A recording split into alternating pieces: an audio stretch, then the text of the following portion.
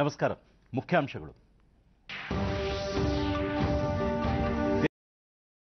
ದಕ್ಷಿಣ Africa ನಿಯೋಗ ಮಟ್ಟದ ಮಾತುಕತೆ. ಪ್ರಿಟೋರಿಯಾದಲ್ಲಿ ಮಹಾತ್ಮ ಗಾಂಧಿ, ನೆಲ್ಸನ್ ಮಂಡೇಲಾ ಸ್ಮಾರಕ ಕೌಶಲ್ಯಾಭಿವೃದ್ಧಿ ಕೇಂದ್ರ ಆರಂಭ. ಪ್ರಧಾನಿ ನರೇಂದ್ರ ಮೋದಿ. ದೇಶಾದ್ಯಂತ ದಿನ ಆಚರಣೆ, ಜಾಗೃತಿಗೆ 10 ಹಲವು ಕಾರ್ಯಕ್ರಮ. ಫೆಬ್ರವರಿ 6ರಂದು ವಿಧಾನಮಂಡಲದ ಅಧಿವೇಶನ ಆರಂಭ. ಜಂಟಿ ಸದನ ಉದ್ದೇಶಿಸಿ ರಾಜ್ಯಪಾಲರ ಭಾಷಣ. 8ರಂದು ಆಯವ್ಯಯ ಮಂಡನೆ, ಮುಖ್ಯಮಂತ್ರಿ ಎಚ್.ಡಿ. ಕುಮಾರಸ್ವಾಮಿ. ಹಾಗೂ 70ನೇ ಗಣರಾಜ್ಯೋತ್ಸವ, ರಾಷ್ಟ್ರವನ್ನು ಉದ್ದೇಶಿಸಿ ಇಂದು ಸಂಜೆ ರಾಷ್ಟ್ರಪತಿ ರಾಮನಾಥ್ ಕೋವಿಂದ್ ಭಾಷಣ. ವಾರ್ತೆಗಳ ವಿವರ. ಪ್ರಧಾನಿ ನರೇಂದ್ರ ಮೋದಿ ಹಾಗೂ ದಕ್ಷಿಣ ಆಫ್ರಿಕಾ ಅಧ್ಯಕ್ಷ ಸಿರಿಲ್ ರಾಮಫೋಸಾ ನಡುವೆ ದೆಹಲಿಯಲ್ಲಿಂದು ನಿಯೋಗ ಮಟ್ಟದ ಮಾತುಕತೆ ನಡೆಯಿತು. ಬಳಿಕ ಪ್ರಧಾನಿ ನರೇಂದ್ರ ಮೋದಿ, ಭಾರತ ಮತ್ತು ದಕ್ಷಿಣ ಆಫ್ರಿಕಾ ಬಹು ಹಿಂದಿನಿಂದಲೂ ಉತ್ತಮ ಬಾಂಧವ್ಯ ಹೊಂದಿದ್ದು, ಬ್ರಿಕ್ಸ್, G20 ಸೇರಿದಂತೆ ಹಲವು ಅಂತಾರಾಷ್ಟ್ರೀಯ ವೇದಿಕೆಗಳು ಮತ್ತು ಒಕ್ಕೂಟಗಳಲ್ಲಿ ಸಹಮತ ಸಹಯೋಗ ಹೊಂದಿವೆ ಎಂದರು.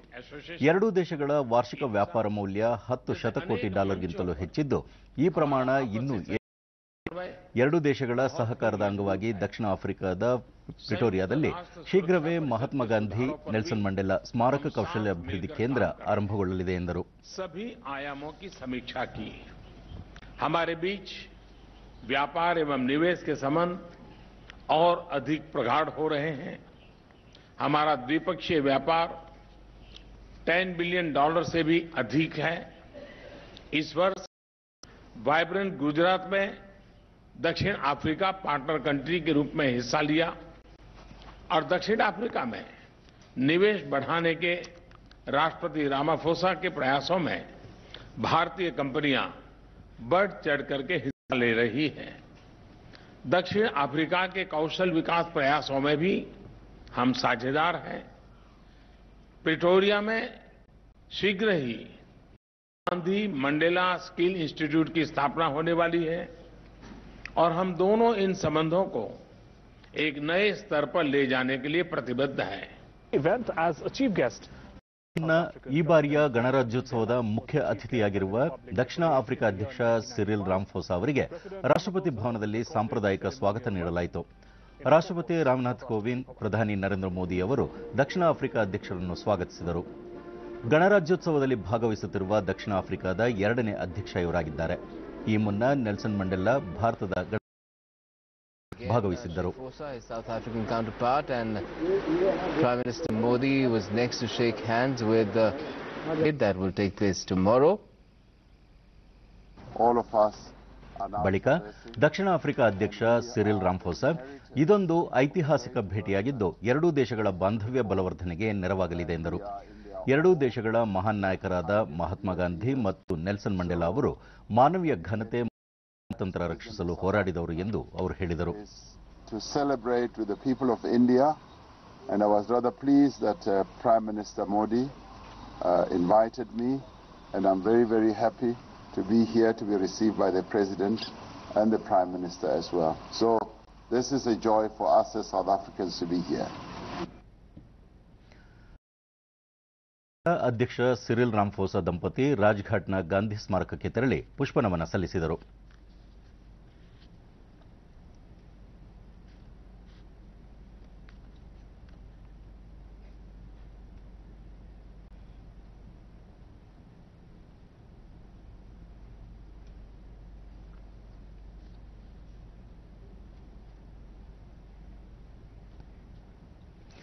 ಭಾರತ, ಬ್ರೆಜಿಲ್ ಮತ್ತು ದಕ್ಷಿಣ ಆಫ್ರಿಕಾ IBSA ಒಕ್ಕೂಟದ 15ನೇ ವರ್ಷಾಚರಣೆ ಸಂದರ್ಭದಲ್ಲಿ ದಕ್ಷಿಣ ಆಫ್ರಿಕಾ ಅಧ್ಯಕ್ಷ ಸಿರಿಲ್ ರಾಮಫೋಸಾ ದೆಹಲಿಯಲ್ಲಿಂದು ಮಹಾತ್ಮ ಗಾಂಧಿ, ನೆಲ್ಸನ್ ಮಂಡೇಲಾ ಸ್ಮಾರಕ ಸ್ವಾತಂತ್ರ್ಯ ಭಾಷಣ ಮಾಡಿದರು.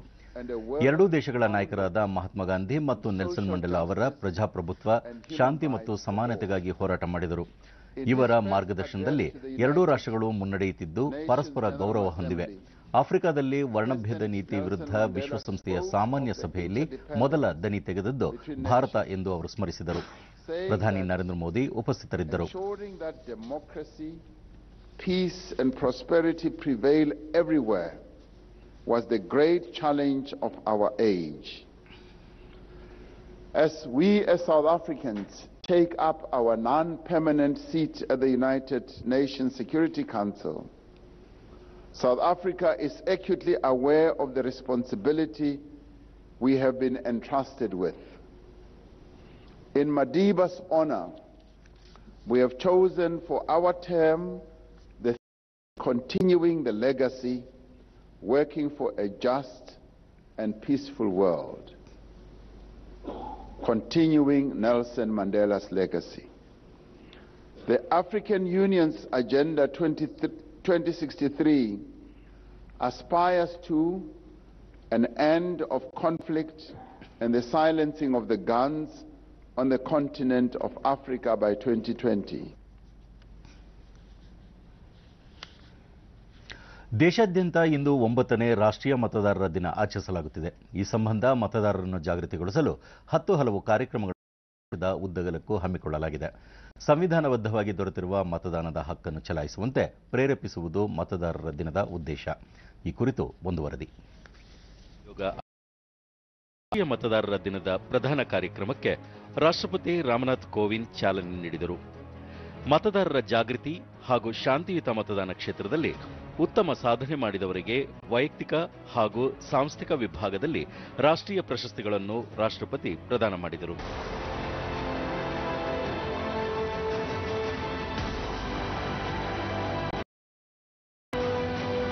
ಚುನಾವಣಾ ಆಯೋಗದ ತ್ರೈಮಾಸಿಕ ಸಂಚಿಕೆಯನ್ನು ರಾಷ್ಟ್ರಪತಿ ಬಿಡುಗಡೆ ಮಾಡಿದರು. ಯುವ ಮತದಾರರಿಗೆ ಗುರುತಿನ ಚೀಟಿ ಪ್ರದಾನ ಮಾಡಲಾಯಿತು. ನಂತರ ರಾಷ್ಟ್ರಪತಿ ಜಗತ್ತಿನಲ್ಲೇ ಅತಿ ದೊಡ್ಡ ಪ್ರಜಾಪ್ರಭುತ್ವ ದೇಶವಾದ ಭಾರತದಲ್ಲಿ ಶಾಂತಿಯುತ, ಮುಕ್ತ ಮತ್ತು ಪಾರದರ್ಶಕ ಚುನಾವಣೆಗಳನ್ನು ನಡೆಸುವಲ್ಲಿ ಆಯೋಗದ ಪಾತ್ರ ಮಹತ್ವದ್ದು. ಅರ್ಹ ಯುವ ಮತದಾರರು ತಪ್ಪದೆ मतदानದಲ್ಲಿ ಪಾಲ್ಗೊಳ್ಳಲು आयोग उत्तम जागृति कार्यक्रम रूपिसिದೆ ಎಂದರು. निर्वाचन आयोग द्वारा चुनाव प्रक्रिया के विभिन्न पहलुओं में विशिष्ट योगदान को मान्यता प्रदान करने के लिए आज जो पुरस्कार दिए गए हैं वो भी बहुत ही सराहनीय.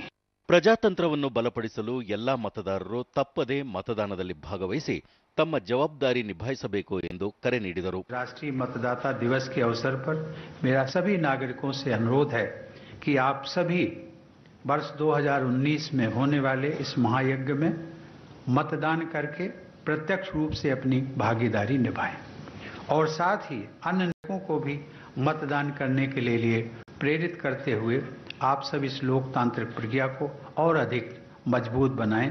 ಕಾನೂನು ಸಚಿವ ರವಿಶಂಕರ್ ಪ್ರಸಾದ್ ದೇಶದಲ್ಲಿ ಮುಕ್ತ ಹಾಗೂ ಪಾರದರ್ಶಕ ಚುನಾವಣೆಗಳನ್ನು ಆಯೋಜಿಸುವಲ್ಲಿ ಚುನಾವಣಾ ಆಯೋಗದ ಅಧಿಕಾರಿಗಳು ಮತ್ತು ಸಿಬ್ಬಂದಿ ಉತ್ತಮ ಕೊಡುಗೆ ನೀಡಿದ್ದಾರೆ. ತಂತ್ರಜ್ಞಾನದ ಸಹಯೋಗದೊಂದಿಗೆ ಪಾರದರ್ಶಕತೆ ಮತ್ತಷ್ಟು ಖಾತ್ರಿಯಾಗಿದೆ ಎಂದರು. ಪಾರದರ್ಶಕ ಮತ್ತು ಮುಕ್ತ ಚುನಾವಣೆಗಳನ್ನು ಆಯೋಜಿಸುತ್ತಿರುವ ಚುನಾವಣಾ ಆಯೋಗದ ಬಗ್ಗೆ ಎಲ್ಲರೂ ವಿಶ್ವಾಸ ಹೊಂದಬೇಕು ಮತ್ತು ಆಯೋಗದ ಪಾವಿತ್ರ್ಯತೆಯನ್ನು ಗೌರವಿಸಬೇಕು ಎಂದರು. Today is the occasion to recall the great contribution of Indian democracy in the making of New India. I remember as a student of India's constitution, when the Constituent Assembly was debating as to whom should be given the right to vote, it led to a lot of debate. There were naysayers. India had just become independent. 1 million people were killed. More than 2 million were displaced. There was tension, commotion, uncertainty. There were voices for limited democracy.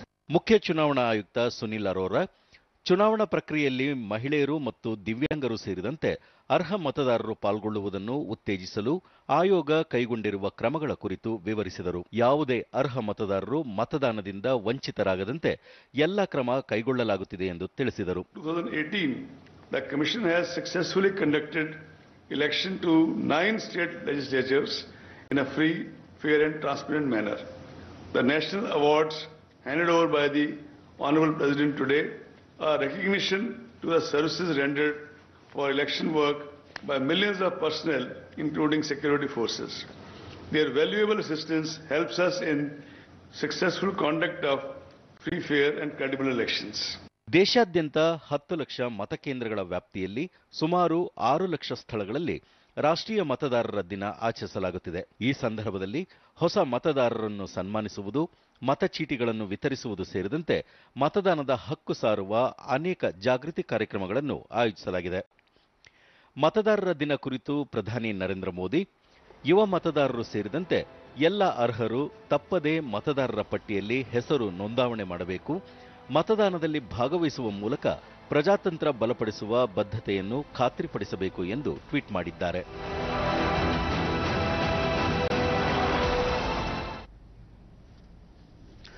ಬೆಂಗಳೂರಿನಲ್ಲಿಂದು ಆಯೋಜಿಸಿದ್ದ ರಾಷ್ಟ್ರೀಯ ಮತದಾರರ ದಿನ ಕಾರ್ಯಕ್ರಮಕ್ಕೆ ರಾಜ್ಯಪಾಲ ವಜೂಭಾಯಿ ವಾಲಾ ಚಾಲನೆ ನೀಡಿದರು. ಬಳಿಕ ಭಾಗವಹಿಸಿದ್ದ ಗಣ್ಯರೆಲ್ಲ ಕಡ್ಡಾಯ ಹಾಗೂ ಶಾಂತಿಯುತ ಮತದಾನದ ಕುರಿತು ಪ್ರತಿಜ್ಞಾವಿಧಿ ಸ್ವೀಕರಿಸಿದರು.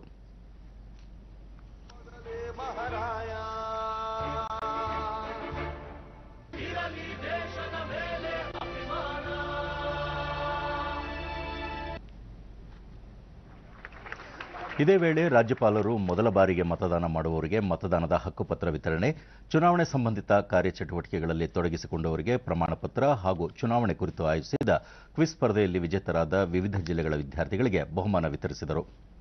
ಎಲ್ಲರೂ ಸಹ ಮಹಾದೇವ್ ಸತಿ ದಯವಿಟ್ಟು ಎಲ್ಲ ಈ ಕಡೆ ಬರಬೇಕಾಗಿ ವಿನಂತಿ.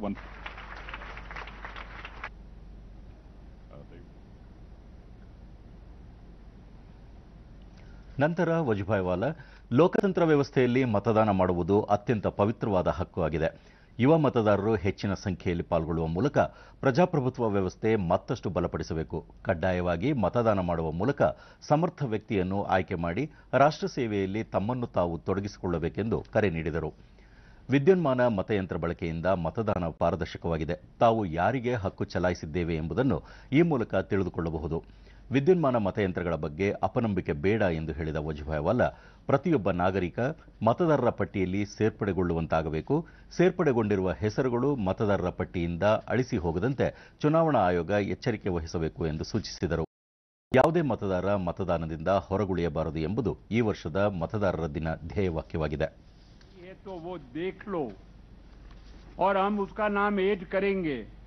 उसकी भी इलेक्शन से पहले कई दिनों तक उसकी प्रोसीजर चालू है. मगर मैं इलेक्शन विभाग को मैं कहूंगा, तुम नाम तो ऐड करते हैं, मगर जिसका नाम कमी होता है ने, वो अच्छी तरह से वेरीफाई करने की आज भी जरूरत है. मैं कहूंगा कि मैं यहां नहीं रहता, मैं कर्नाटक चला गया, मेरा नाम यहां से ओरिजिनल यादी में से कम कर दो, तो किसी ने आदमी जाकर मैंने कहा इसीलिए कम करने की बात नहीं, वहां जाकर वेरीफाई करना चाहिए. Would like to thank the honorable governor. ಬೆಂಗಳೂರಿನ ಪ್ರದೇಶ ಕಾಂಗ್ರೆಸ್ ಕಚೇರಿಯಲ್ಲಿಂದು ರಾಷ್ಟ್ರೀಯ ಮತದಾರರ ದಿನ ಆಚರಿಸಲಾಯಿತು.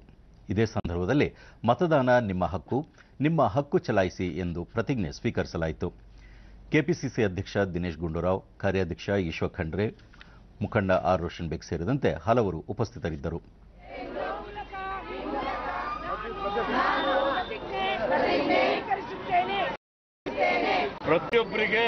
ಬಳಿಕ ಈಶ್ವರ್ ಖಂಡ್ರೆ, ಚುನಾವಣೆ ಸಂದರ್ಭದಲ್ಲಿ ಪ್ರತಿಯೊಬ್ಬರೂ ಸಂವಿಧಾನದತ್ತವಾದ ಮತದಾನದ ಹಕ್ಕನ್ನು ಚಲಾಯಿಸಿದಾಗ ಮಾತ್ರ ಪ್ರಜಾಪ್ರಭುತ್ವ ಯಶಸ್ವಿಯಾಗುತ್ತದೆ ಎಂದು ಹೇಳಿದರು.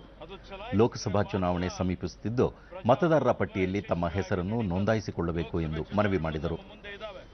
ಇಂಥ ಸಂದರ್ಭದಲ್ಲಿ ಯಾವ ಮತದಾರರು ಮತದಾರರ ಪಟ್ಟಿಯಲ್ಲಿ ಅವರ ಹೆಸರು ಬಿಟ್ಟು ಹೋಗಬಾರದು.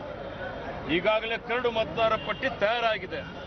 ಪ್ರತಿಯೊಬ್ಬರು ತಮ್ಮ ಮತದಾನದ ಪಟ್ಟಿಯಲ್ಲಿ ಹೆಸರು ಇದೇ ಇಲ್ಲ ಅಂತ ಹೇಳಿ ದೃಢಪಡಿಸಿಕೊಳ್ಳುವಂಥದ್ದು ಮತ್ತು ಬರುವ ಚುನಾವಣೆ ಪ್ರಜಾಪ್ರಭುತ್ವದ ಯಶಸ್ಸಿಗಾಗಿ ಒಳ್ಳೆ ಆಡಳಿತ ಕೊಡೋದಕ್ಕಾಗಿ ಮತ ಚಲಾಯಿಸಬೇಕು ಅನ್ನುವಂಥ ಒಂದು ಜಾಗೃತಿ ಮೂಡಿಸಲಿಕ್ಕೆ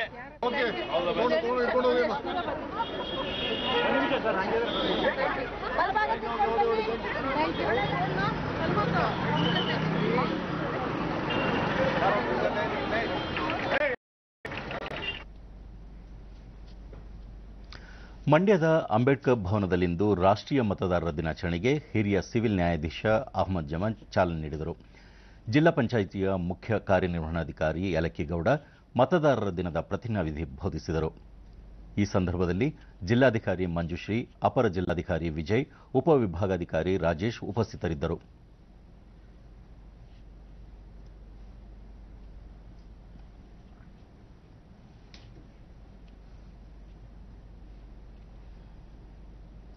ಮತದಾನದ ಮಹತ್ವ ಕುರಿತ ಜಾಗೃತಿ ಗೀತೆ ಪ್ರಸ್ತುತಪಡಿಸಲಾಯಿತು.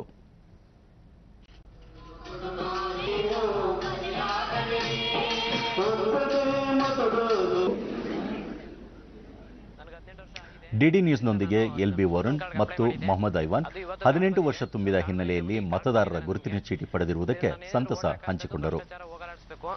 ಮತ್ತೆ ಬಡ ಜನಗಳನ್ನ ಚೆನ್ನಾಗಿ ನೋಡ್ಕೋಬೇಕು, ಮತ್ತೆ ತೆರಿಗೆ ಕಮ್ಮಿ ಮಾಡಬೇಕು ಅಂತ ಹೇಳಿದೀನಿ. ಮತ್ತೆ ಯಾರೇ ಆದ್ರೂ ಅಷ್ಟೇ ಚೆನ್ನಾಗಿ ನೋಡ್ಕೊಂಡು ಬಡ ಜನನ ಮುಂದೆ ಬರೋ ರಾಜ್ಯ ಚೆನ್ನಾಗಿ ಆಳ್ತಾರೆ, ದೇಶನ ಅವ್ರಿಗೆ ಮಾತ್ರ ವೋಟ್ ಹಾಕ್ತೀನಿ ಅಂತ ಹೇಳ್ಬೋದು ಇಷ್ಟಪಡ್ತೀನಿ. ಈಗ ಐಡೆಂಟಿಟಿ ಕಾರ್ಡ್ ಕೊಟ್ಟಿದ್ದಾರೆ. ಈಗ ಮುಂದೆ ನಾವು ವೋಟ್ ಹಾಕ್ಬೇಕಂದ್ರೆ ಸಮಾಜಕ್ಕೆ ಒಳ್ಳೇದಾಗಬೇಕಂದ್ರೆ ಭ್ರಷ್ಟಾಚಾರ ಮುಕ್ತ ಇವ್ರಿಗೆ ವೋಟ್ ಹಾಕಬೇಕು. ಅದರಿಂದ ನಮ್ಮ ಯೂತಿಂದನೇ ಮುಂದೆ ಒಳ್ಳೆ ರಾಷ್ಟ್ರ ಇದು ಮಾಡೋಕ್ಕೆ ಸಾಧ್ಯ. ಅದಕ್ಕೆ ನಾವು ಒಳ್ಳೆ ಇವ್ರನ್ನ ತಿಳಿಸ್ಬೇಕು. ರಾಜ್ಯ ಬಜೆಟ್ನ ಪೂರ್ವಭಾವಿಯಾಗಿ ರೈತ ಮುಖಂಡರೊಂದಿಗೆ ಹಣಕಾಸು ಖಾತೆಯನ್ನು ಹೊಂದಿರುವ ಮುಖ್ಯಮಂತ್ರಿ ಎಚ್ ಡಿ ಕುಮಾರಸ್ವಾಮಿ ವಿಧಾನಸೌಧದ ಸಮ್ಮೇಳನ ಸಭಾಂಗಣದಲ್ಲಿಂದು ಚರ್ಚೆ ನಡೆಸಿದರು. ಉಪಮುಖ್ಯಮಂತ್ರಿ ಡಾ ಜಿ ಪರಮೇಶ್ವರ್, ಸಚಿವರಾದ ಎನ್ಎಚ್ ಶಿವಶಂಕರ್ ರೆಡ್ಡಿ, ಬಂಡೆಪ್ಪ ಕಾಶೆಂಪೂರ್ ಹಾಗೂ ಹಿರಿಯ ಅಧಿಕಾರಿಗಳು ಪಾಲ್ಗೊಂಡಿದ್ದರು. ಇದೇ ಸಂದರ್ಭದಲ್ಲಿ ರೈತ ಮುಖಂಡರು ಹಲವು ಬೇಡಿಕೆ ಒಳಗೊಂಡ ಮನವಿ ಪತ್ರವನ್ನು ಮುಖ್ಯಮಂತ್ರಿ ಅವರಿಗೆ ಸಲ್ಲಿಸಿದರು.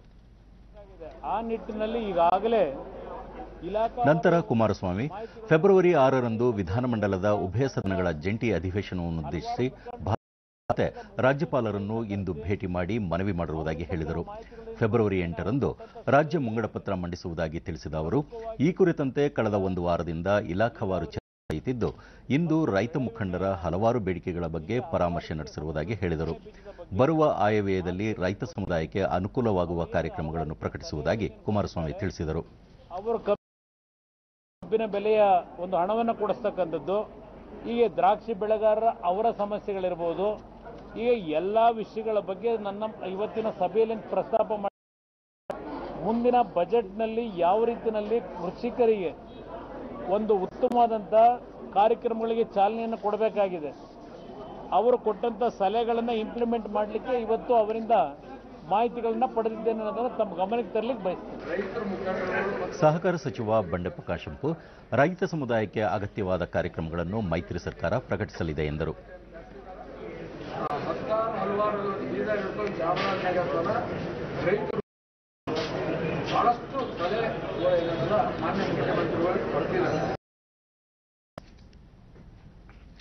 ಚಾಮರಾಜನಗರ ಜಿಲ್ಲೆಯ ಬರಪೀಡಿತ ತಾಲೂಕುಗಳಿಗೆ ಗ್ರಾಮೀಣಾಭಿವೃದ್ಧಿ ಹಾಗೂ ಪಂಚಾಯತ್ ರಾಜ್ ಸಚಿವ ಕೃಷ್ಣ ಬೈರೇಗೌಡ ನೇತೃತ್ವದ ಸಂಪುಟ ಉಪಸಮಿತಿ ಇಂದು ಭೇಟಿ ನೀಡಿತು.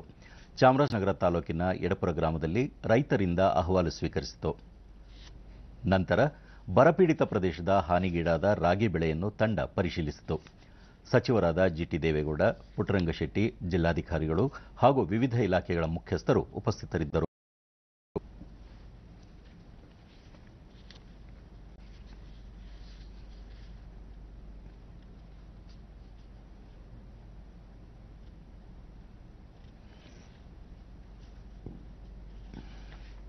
ಬಳಿಕ ಕೃಷ್ಣ ಬೈರೇಗೌಡ, ನದಿ ಮೂಲದಿಂದ ಇಡೀ ರಾಜ್ಯಕ್ಕೆ ಜಲಧಾರೆ ಯೋಜನೆಯಡಿ ನೀರು ಪೂರೈಸಲು ತೀರ್ಮಾನ ಕೈಗೊಳ್ಳಲಾಗಿದ್ದು, ಶೀಘ್ರದಲ್ಲೇ ಸಚಿವ ಸಂಪುಟ ಸಭೆಯಲ್ಲಿ ಅನುಮೋದನೆ ನೀಡಲಾಗುವುದು ಎಂದರು.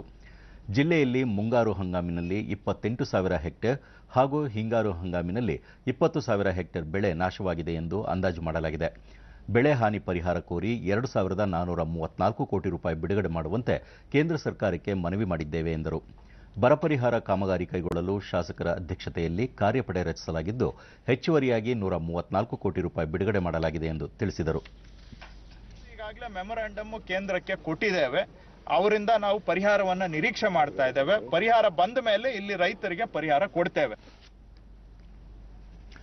ರಾಜ್ಯದಲ್ಲಿ ನೀರಿನ ಅಭಾವವಿರುವ ಪ್ರದೇಶಗಳಲ್ಲಿ ಟ್ಯಾಂಕರ್ ಮತ್ತು ಕೊಳವೆ ಬಾವಿ ಮೂಲಕ ನೀರು ಪೂರೈಸಲಾಗುವುದು ಎಂದು ಸಣ್ಣ ನೀರಾವರಿ ಸಚಿವ ಸಿಎಸ್ ಪುಟ್ಟರಾಜು ಮೈಸೂರಿನಲ್ಲಿಂದು ತಿಳಿಸಿದ್ದಾರೆ. ಹಳೆ ಮೈಸೂರು ಜಿಲ್ಲೆಗಳಲ್ಲಿ ಬರ ಪರಿಸ್ಥಿತಿ ಎದುರಾಗಿದ್ದು, ಗ್ರಾಮೀಣ ಭಾಗದ ಜನರಿಗೆ ನೀರು ಒದಗಿಸಲು ಕ್ರಮ ಕೈಗೊಳ್ಳಲಾಗಿದೆ. ಬೆಳೆಗಳ ರಕ್ಷಣೆಗಾಗಿ ಮಾತ್ರ ಜಲಾಶಯಗಳಿಂದ ನೀರು ಬಿಡಲಾಗುವುದು ಎಂದು ಹೇಳಿದರು. ಕೆಆರ್ಎಸ್ ಜಲಾಶಯದ ಸುತ್ತಮುತ್ತ ನಡೆಯುತ್ತಿರುವ ಗಣಿಗಾರಿಕೆಯಿಂದ ಜಲಾಶಯಕ್ಕೆ ಹಾನಿಯಾಗಿದೆಯೇ ಎನ್ನುವ ಬಗ್ಗೆ ಪುಣೆಯ ತಜ್ಞರು ಪರಿಶೀಲನೆ ನಡೆಸಲಿದ್ದಾರೆ. ತಜ್ಞರ ವರದಿಯ ಬಳಿಕ ಆ ಬಗ್ಗೆ ಕ್ರಮ ಕೈಗೊಳ್ಳಲಾಗುವುದು ಎಂದರು. ಬರದ ಒಂದು ಪರಿಸ್ಥಿತಿಯ ನಿರ್ಮಾಣ ಆಗಿದೆ, ಅದು ನಿರ್ವಹಣೆ ಮಾಡುವಂತ ಜವಾಬ್ದಾರಿಯನ್ನು ಸರ್ಕಾರ ಹೊತ್ತಿದೆ, ಅದನ್ನ ಮಾಡ್ತೇವೆ. ಡ್ರಿಂಕಿಂಗ್ ವಾಟರ್ಗೆ ಟ್ಯಾಂಕರ್ ಮುಖಾಂತರ ಎಲ್ಲಾ ರೀತಿ ಯಾವ ತಾತ್ಕಾಲಿಕವಾಗಿ ಎಲ್ಲಿ ನಾವು ನೀರಿನ ತೊಂದರೆ ಇಲ್ಲದ ರೀತಿಯಲ್ಲಿ ಎಲ್ಲಾ ರೀತಿ ಜವಾಬ್ದಾರಿಯನ್ನು ಹೊರಬೇಕು. ಆಡಳಿತ ಮತ್ತು ವಿರೋಧ ಪಕ್ಷಗಳು ಒಂದೇ ನಾಣ್ಯದ ಎರಡು ಮುಖಗಳಂತಿದ್ದು, ಈ ನಿಟ್ಟಿನಲ್ಲಿ ಅವರು ಬರ ಅಧ್ಯಯನ ನಡೆಸಿರುವುದು ಸ್ವಾಗತಾರ್ಹ ಎಂದು ಇದೇ ವೇಳೆ ಸಚಿವ ಪುಟ್ಟರಾಜು ಹೇಳಿದರು. ಸೂಚನೆ ಮೇಲೆ ಈ ಜವಾಬ್ದಾರಿ ನಿರ್ವಹಿಸ್ತೇವೆ. ಬೆಳೆದಿರ್ತಕ್ಕಂಥ ಹೊಸದಾಗಿ ಮುಂಬರುವ ಲೋಕಸಭಾ ಚುನಾವಣೆ ಕುರಿತಂತೆ ಜೆಡಿಎಸ್ ವರಿಷ್ಠ ಎಚ್.ಡಿ. ದೇವೇಗೌಡ ಹಾಗೂ ಕಾಂಗ್ರೆಸ್ ಅಧ್ಯಕ್ಷ ಚರ್ಚಿಸಿ ರಾಜ್ಯದಲ್ಲಿ ಸೀಟು ಹಂಚಿಕೆ ಕುರಿತು ಅಂತಿಮ ತೀರ್ಮಾನ ಕೈಗೊಳ್ಳಲಾಗುವುದು ಎಂದು ಎಐಸಿಸಿ ಪ್ರಧಾನ ಕಾರ್ಯದರ್ಶಿ ಬಿಕೆ ಹರಿಪ್ರಸಾದ್ ಬೆಂಗಳೂರಿನಲ್ಲಿಂದು ತಿಳಿಸಿದ್ದಾರೆ. ಹಳೆ ಮೈಸೂರು ಭಾಗ ಸೇರಿದಂತೆ ಎಲ್ಲಾ ಕ್ಷೇತ್ರಗಳ ಬಗ್ಗೆ ರಾಷ್ಟ್ರಮಟ್ಟದಲ್ಲಿ ಚರ್ಚಿಸಿ ನಿರ್ಧಾರ ಕೈಗೊಳ್ಳಲಾಗುತ್ತದೆ. ತಾವು ಚುನಾವಣೆಯಲ್ಲಿ ಸ್ಪರ್ಧಿಸುವ ಬಗ್ಗೆ ವರಿಷ್ಠರ ನಿರ್ಧಾರಕ್ಕೆ ಬದ್ಧರಾಗಿರುವುದಾಗಿ ತಿಳಿಸಿದರು. 70ನೇ ಗಣರಾಜ್ಯೋತ್ಸವದ ಮುನ್ನಾ ದಿನವಾದ ಇಂದು ಸಂಜೆ ರಾಷ್ಟ್ರಪತಿ ರಾಮನಾಥ್ ಕೋವಿಂದ್ ರಾಷ್ಟ್ರವನ್ನುದ್ದೇಶಿಸಿ ಭಾಷಣ ಮಾಡಲಿದ್ದಾರೆ. ಸಂಜೆ 7 ಗಂಟೆಗೆ ದೂರದರ್ಶನದ ಎಲ್ಲಾ ವಾಹಿನಿಗಳು ಹಾಗೂ ಆಕಾಶವಾಣಿಯ ಎಲ್ಲ ರಾಷ್ಟ್ರೀಯ ತರಂಗಾಂತರಗಳಲ್ಲಿ ಹಿಂದಿ ಹಾಗೂ ಇಂಗ್ಲಿಷ್ನಲ್ಲಿ ಭಾಷಣದ ನೇರ ಪ್ರಸಾರವಾಗಲಿದೆ. ಬಳಿಕ ದೂರದರ್ಶನದ ಎಲ್ಲ ಪ್ರಾದೇಶಿಕ ವಾಹಿನಿಗಳಲ್ಲಿ ಆಯಾ ಪ್ರಾದೇಶಿಕ ಭಾಷೆಗಳಲ್ಲಿ ರಾಷ್ಟ್ರಪತಿಯವರ ಭಾಷಣ ಬಿತ್ತರವಾಗಲಿದೆ. ದೆಹಲಿಯಲ್ಲಿ ನಾಳೆ ನಡೆಯಲಿರುವ ಗಣರಾಜ್ಯೋತ್ಸವ ಪಥಸಂಚಲನ ಹಿನ್ನೆಲೆಯಲ್ಲಿ ಬಿಗಿ ಸಮವಸ್ತ್ರದೊಂದಿಗೆ ತಾಲೀಮು ನಡೆಯಿತು. ವಿಜಯ್ ಚೌಕ್ನಿಂದ ಕೆಂಪುಕೋಟೆವರೆಗಿನ ಗಣರಾಜ್ಯೋತ್ಸವ ಪಥಸಂಚಲನ ನಡೆಯುವ ಮಾರ್ಗದಲ್ಲೇ ಸುಗಮ ತಾಲೀಮು ನಡೆಸುವ ಸಲುವಾಗಿ ವ್ಯಾಪಕ ವಾಹನ ನಿಯಂತ್ರಣ ವ್ಯವಸ್ಥೆ ಕೈಗೊಳ್ಳಲಾಗಿತ್ತು. ದೆಹಲಿಯ ಸೂಕ್ಷ್ಮ ಪ್ರದೇಶದಲ್ಲಿ ಸೂಕ್ತ ಭದ್ರತೆ ಕಲ್ಪಿಸಲಾಗಿದ್ದು, ನಗರದಾದ್ಯಂತ 25,000ಕ್ಕೂ ಹೆಚ್ಚು ಭದ್ರತಾ ಸಿಬ್ಬಂದಿಯನ್ನು ನಿಯೋಜಿಸಲಾಗಿದೆ. ಅಗತ್ಯವಿರುವೆಡೆ ಸಿಸಿಟಿವಿ ಕ್ಯಾಮೆರಾ ಅಳವಡಿಸಲಾಗಿದೆ. ದೆಹಲಿಯಲ್ಲಿ ಭಯೋತ್ಪಾದನಾ ದಾಳಿ ನಡೆಸುವ ಉಗ್ರರ ಯೋಜನೆಯನ್ನು ಇತ್ತೀಚೆಗೆ ಭದ್ರತಾ ಪಡೆಗಳು ವಿಫಲಗೊಳಿಸಿ 2 ಶಂಕಿತ ಉಗ್ರರನ್ನು ಬಂಧಿಸಿರುವ ಹಿನ್ನೆಲೆಯಲ್ಲಿ ಯಾವುದೇ ಅಹಿತಕರ ಘಟನೆ ನಡೆಯದಂತೆ ಎಲ್ಲ ಮುಂಜಾಗ್ರತಾ ಕ್ರಮ ಕೈಗೊಳ್ಳಲಾಗಿದೆ. के लिए प्रोड्यूसर और तकनीशियन की बड़ी टीम इसके लिए लगाई गई है. उन्होंने कहा कि इसके लिए 2 महीने पहले से ही तैयारी शुरू कर दी गई थी, जिसके बाद अब दर्शकों को बेहतरीन क्वालिटी का प्रसारण की तैयारियों का प्रसार भारती के तमाम बड़े अधिकारियों ने जायजा लिया. प्रसार भारती के सीईओ शशि शेखर वेम्पटी ने बताया कि इस बार पूर्ण प्रसारण हाई डेफिनेशन की उच्च. ಕೊನೆಯಲ್ಲಿ ಮತ್ತೊಮ್ಮೆ ಮುಖ್ಯಾಂಶಗಳು.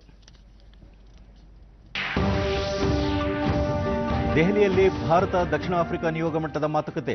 ಪ್ರಿಟೋರಿಯಾದಲ್ಲಿ ಮಹಾತ್ಮ ಗಾಂಧಿ ನೆಲ್ಸನ್ ಮಂಡೇಲಾ ಸ್ಮಾರಕ ಕೌಶಲ್ಯಾಭಿವೃದ್ಧಿ ಕೇಂದ್ರ ಆರಂಭ. ಪ್ರಧಾನಿ ನರೇಂದ್ರ ಮೋದಿ. ದೇಶಾದ್ಯಂತ 9ನೇ ರಾಷ್ಟ್ರೀಯ ಮತದಾರರ ದಿನ ಆಚರಣೆ. ಜಾಗೃತಿಗೆ 10 ಹಲವು ಕಾರ್ಯಕ್ರಮ.